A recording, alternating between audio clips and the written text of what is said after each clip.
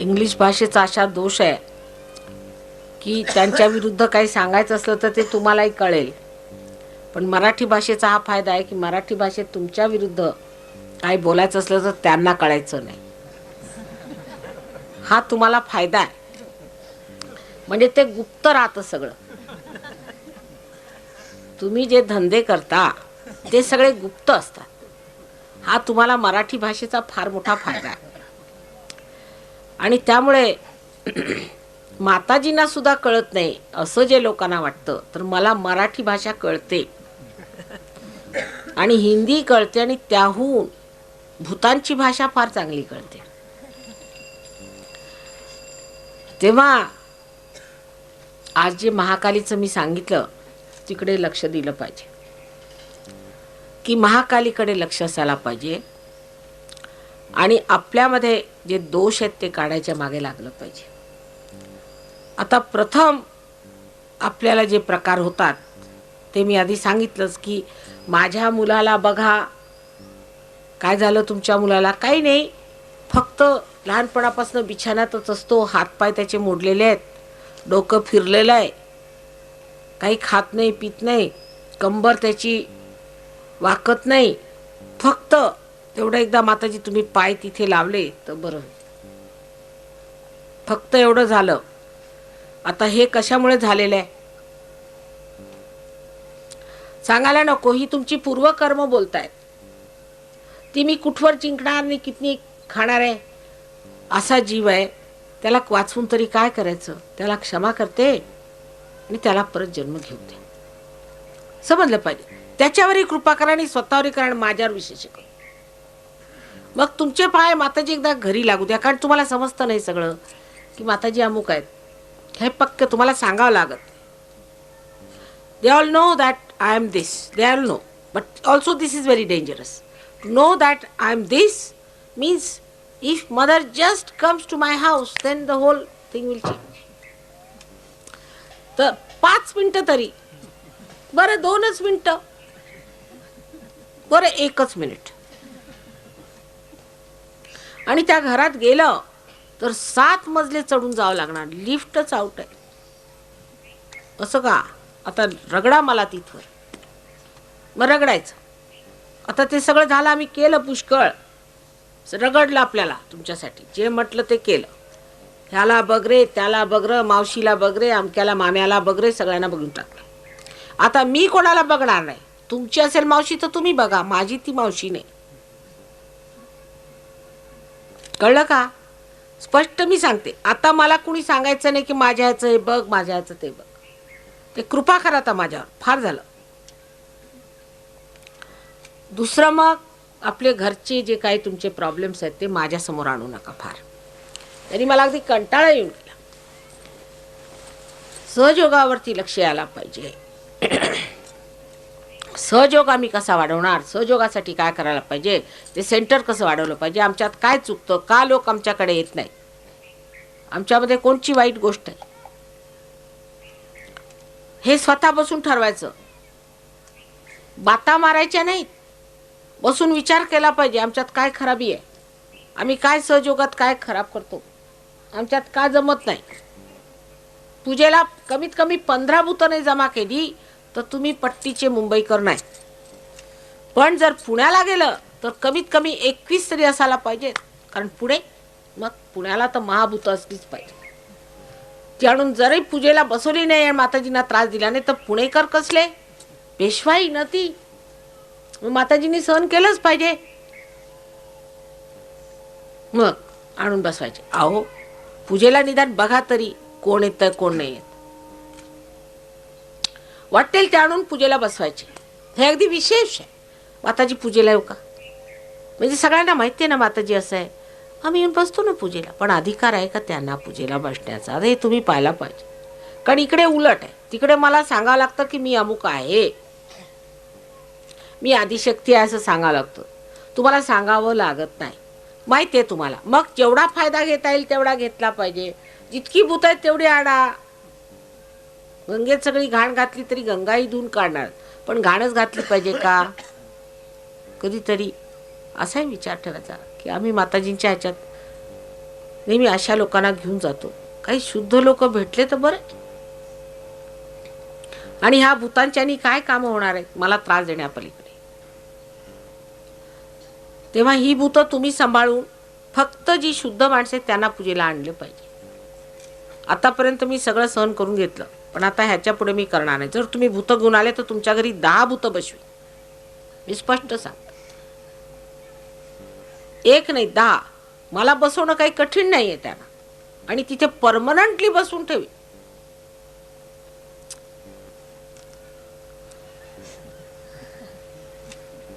मी हसून सांगते, पण खरं सांगते, मला फार त्रास होतो ह्या गोष्टी. हे महाकालीचं स्वरूप जे आहे ते अत्यंत प्रेमळ आहे आणि तुम्हाला रक्षक आहे. इतकंच नाही, पण तुमची सगळी काही जी इच्छा आहे ती पूर्ण करायला समर्थ आहे. पण अशा फालतूच्या इच्छा तुम्ही जर घेऊन आलात, जिथे की आम्हाला कर्दन करायचं आणि संहार करायचा आहे, तर आम्ही काय करायचं? तुम्ही मुलं म्हणून आम्ही कितपर्यंत सहन करायचो? ह्या मूर्खपणाच्या गोष्टी आहेत.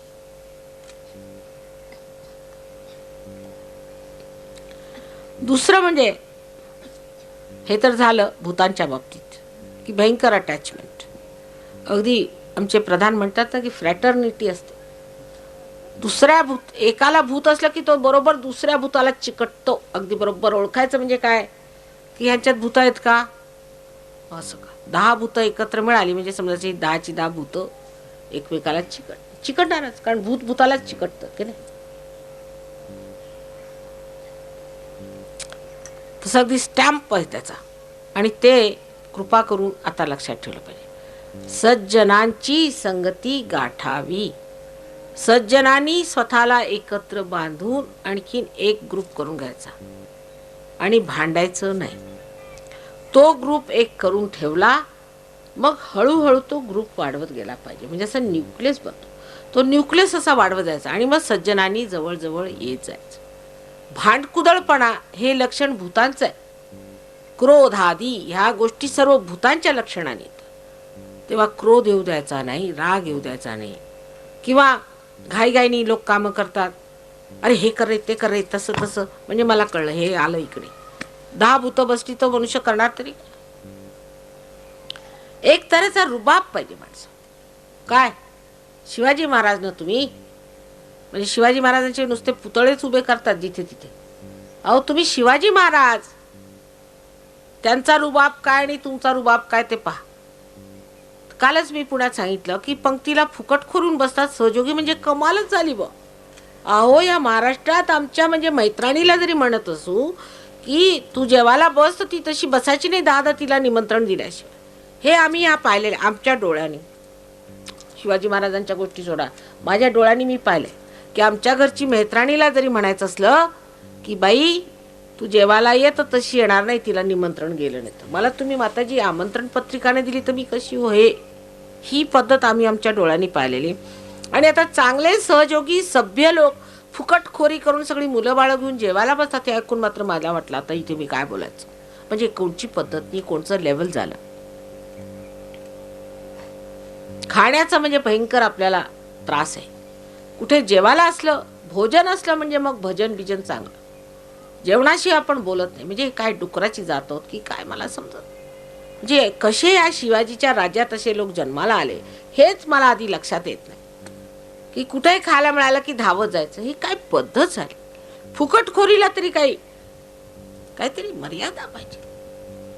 आणि ही फुकटखोरी परमेश्वराला दिसते. आपण फुकटखोरी कुठेही करणार नाही. आता एखाद्याची मोटर चालली, बसून घ्या म्हणजे कशाला. अहो तेवढेच पैसे वाचतील, आणि ते पैसे जाणार कुठे. ते पैसे वाचून तुम्ही करणार का. स्वतःच्या इज्जतीने माणसांनी राहायला शिकलं पाहिजे. ज्याला स्वतःची इज्जत आहे तो सहयोगात काय येणार हो, आणि करणार तरी काय. पहिल्यांदा मनुष्याने अशी इच्छा केली पाहिजे की आमची इज्जत होईल, आम्ही काहीतरी रुबाबदार होऊ, अशी आम्हाला सुबुद्धीच आली पाहिजे. कोणतीही गोष्ट ज्याच्यात सहयोगी म्हणजे काय, हे फुकटखोर हे भांडण करणारे, आपापसात नावं ठेवणारे, म्हणजे माझ्या नावाची बदनामी होऊन जाते. तर आज पहिल्यांदा इच्छा ही करायची, पहिल्यांदा, की फुकटखोरी ही सहयोगाला शोभत नाही. तुम्हाला फुकट सहयोग दिला म्हणजे त्याचा अर्थ असा नाही की तुम्ही फुकटखोरी करत फिरायचं. उलट होऊन राहिला आजकाल. माझ्याच खिशात पैसे चाललेत, म्हणजे गुरुला पैसे घ्यायच्या ऐवजी आता गुरुच पैसे देऊन राहिले. तर हे काय तऱ्हा आहे? तुम्हीच विचार करा. असं चालेल का परमेश्वराला? त्यांना पटेल का? तुम्हाला सगळं माहिती आहे, सगळं शास्त्र माहिती आहे चांगलंच.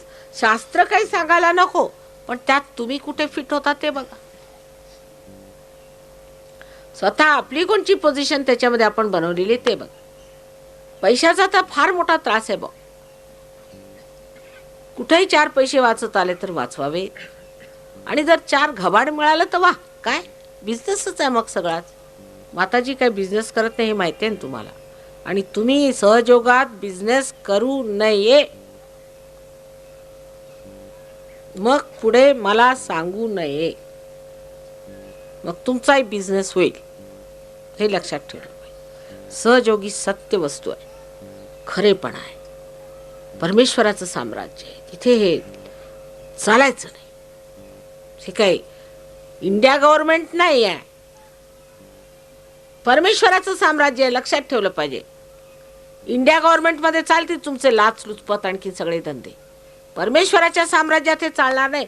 म्हणून मी सांगते बजावून परत आज इथे सांगून राहिले, लक्षात ठेवा. खबरदार जर कोणी सुद्धा एकही पैसा कमवण्याचा किंवा फुकटखोरीचा प्रयत्न केला ह्याच्या पुढे, आणि जर काही त्रास झाला तर मात्र मी त्याला जबाबदार नाही.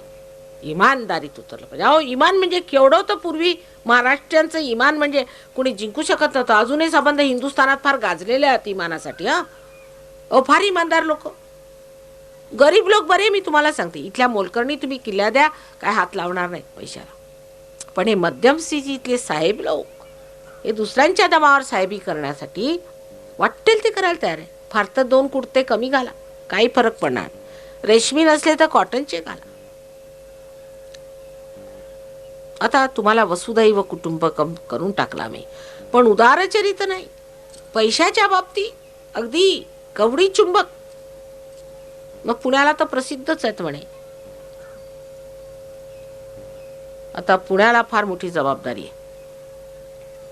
काल एवढे मोठे तुमचे सदर्न कमांडचे एवढे जनरल साहेब मला म्हणाले की आम्ही पुण्यभूमीत बसलोय. असं का म्हटलं? आणि मला म्हणाले माताजी तुम्ही ह्याला पुण्यभूमी सारखं म्हणता आणि पुण्याला विशेष पुण्य म्हणता, तर इथेच तुम्ही का नाही वास्तव्य करत आणि इथेच का नाही तुम्ही जरासं राहून आमची मदत करत? एवढं ते पुण्याची महती गात होते. बिचारे आपले सिख आहेत, पंजाबातनं आले, दुरून डोंगर साजरे, तर आपले पुण्याची महती गात होते. मी आपले ऐकत होते. मी त्यांना 2 शब्दाला 2-4 आणखी भाषणातही खूप महती वगैरे गायले. पण अंदर का राम, जेव्हा पुण्यावाल्यांवर फारच जबाबदारी आहे. आणि केवढी मी स्तुती तुमची केलेली आहे. मला वाटतं भरमसाठ स्तुतीमुळेच हे झालेलं आहे बहुतेक. बघा एक पत्र मी लिहिलं होतं तुम्हाला, ते छापून आलं. ते त्याचं ट्रान्सलेशन कुलकर्ण्यांना जमेना, मला जमेना, अशी तुमची मी स्तुती केली. तुम्हाला परमेश्वर मानून तुम्हाला पूजलं, आणि तुम्ही हे काय भिकाऱ्यासारखे उभे आहे? दरिद्री लक्षणा.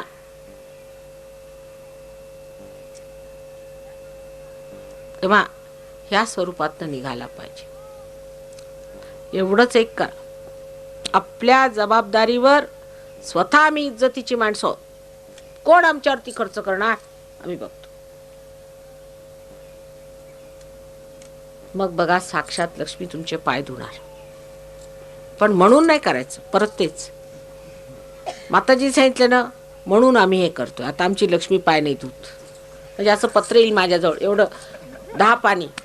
तुम्ही असं म्हणालेत आमची लक्ष्मी पाय धुत नाही, आम्हाला लक्ष्मीने, उलट आम्ही हारलो.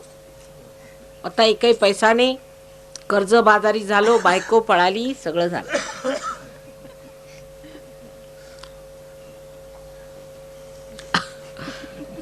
अशा भयंकर परिस्थितीत सहयोग उभा करायचा आहे. झंझावात, त्या झंझावातात या सहयोगाच्या रूपाला सांभाळून धरणारी पाहिजे तो. कुठं गेले ते सगळे? गेले का शिवाजींच्या बरोबर की पेशवाईतच गेले? संपले. या रोपाला सांभाळून धरणारे लोक उभे करा, आणि जर तुम्ही नाही केले तर उभे मी करीन, आणि ते तुमचं मग ठीक करते. तुमच्यातच ते सगळं असताना सुद्धा तुम्ही जर ते उभं करणार नाही तर उद्या कुठून उभं करू? तर पुण्यावाल्यांवर फार जबाबदारी आहे. तर मुंबईकरांना खूप झाडून ठेवलेलं आहे आधीच, त्यांना झाडायला नको आता. पण मुंबईकरांनी हलायला पाहिजे. गणपतीसारखे चिकटून मुंबईत राहतात. हल्ल्याशिवाय मुंबईकरांना काही फायदा होणार नाही. हल्लंच पाहिजे. हलतच नाहीत मुळे. हल्लं पाहिजे. प्रत्येकाने ह्यावेळेला ठरवायचं, मी इथून गेल्यावर प्रत्येक मुंबईकरांनी महाराष्ट्राच्या सर्व सेंटर्सला भेट दिली पाहिजे. प्रत्येकानी. पैसे आहेत, काही सेंटरवर गेला ते काही तुम्हाला भूक मारणार नाही. सुट्टी घेऊन काही करून प्रत्येकाने सेंटरवर 2-4 तरी सेंटर्सवर भेट दिली पाहिजे. ते बरं माताजीने आता 2-4च म्हटलं ना, मग 2च घेऊया. पण 2 म्हणजे 1 असलं तरी झालं. मग कळव्याला गेलं की झालं. कळवा म्हणजे सेंटरच आहे नाहीतरी, आणि मुंबईच्या बाहेरच आहे नाही का, म्हणजे हद्दीत नाही. ते बघायचं मग मॅपवर की हद्दीत आहे की बाहेर आहे. बाहेरच आहे. मग काय, मग झालं. आम्ही कळव्याला जाऊन आलो माताजी, असं का? आणि मग ठाण्याला जाता का आता? बरं ठाण्याला जा, तिथे बरं राहील तुम्हाला वटवा गुळ बनून, तिथे पुष्कळ आहेत. ते कसं काय राहील? काय उत्तम. ही व्यवस्था नको सहयोग्यांची बाबा. ती माझी मुलं आहे. काय करता स्वतः बरोबर लक्ष ठेवा. लक्ष ठेवा स्वतःकडे. तुम्ही माझी मुलं आहात, किंवा अशा वटवाघुळाच्या ह्या स्थितीला जायचं नाही आहे, मुळीच जायचं नाही. तेव्हा सांभाळून राहा. हे सांभाळण्याची वेळ आलेली आहे. आता ह्यांच्याहून जास्त लोक येतील, त्यांना लुबाडायचं म्हणजे हे काय? तुम्ही काय ठगी करता की काय रस्त्यावर? म्हणजे त्याचे ठग आता महाराष्ट्रात जन्माला आले असतील तर तसं सांगावं की त्यांनी सगळ्यांनी इथंच जन्म घेतलेला आहे ठग्यांनी, आणि ठग सगळे आता बसून ठगत आहेत लोकांना. खुल्या दिल्यानं राहायला पाहिजे. आता उद्या मंडळी येणार आहेत, सगळ्यांनी काही ना काहीतरी थोडंसं तरी त्यांना बक्षीस म्हणून द्यावं. मागच्या वेळा मीच खर्च करून सगळ्यांना बक्षीस दिलं. तर पुणेकरांच्या तर्फे त्यांना तांबे दिले आणि लोटे आणि ते हे दिलं पात्र. कशाला? पुणेकरांच्या तर्फे. आणि पुणेकरांनी काय केलं? वा, आम्ही समागम दिला, माताजी जेवायला बसलो सगळ्यांच्या बरोबर व्यवस्थित.